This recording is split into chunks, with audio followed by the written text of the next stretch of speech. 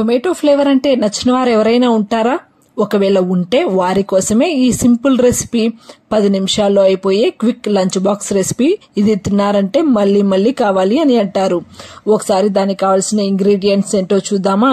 1/2 tablespoon of garam masala, అలాగే 1 table spoon of కారం పొడి, 1/2 టేబుల్ స్పూన్ ఆఫ్ ధనియాలు ఇంకా జీలకర్ర పొడి మిక్స్, అలాగే 1/2 tablespoon of ginger garlic paste, అలాగే కొత్తిమీర ఇంకా పుదీనా ఆకులు, అలాగే కట్ చేసి పెట్టుకున్న 10 టొమాటోల ముక్కలు, అలాగే కట్ చేసి పెట్టుకున్న 2 క్యారెట్ల ముక్కలు, అలాగే ఒక పెద్ద సైజ్ ఆనియన్ ఇంకా కరివేపాకు.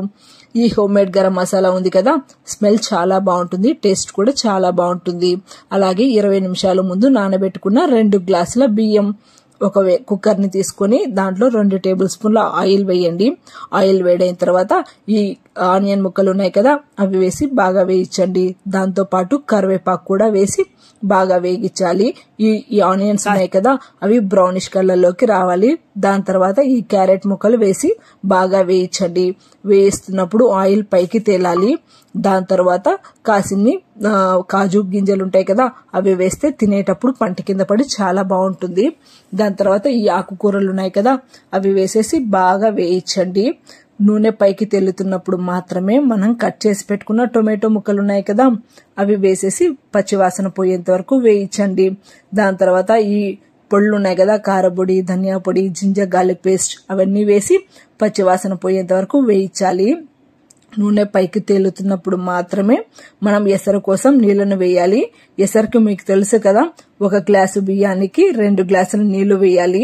దాంతో పాటు ఉప్పు ఇంకా గరం మసాలా పొడి ఉంటుంది కదా, అది మొత్తం వేసేసి బాగా మిక్స్ చేసుకోండి.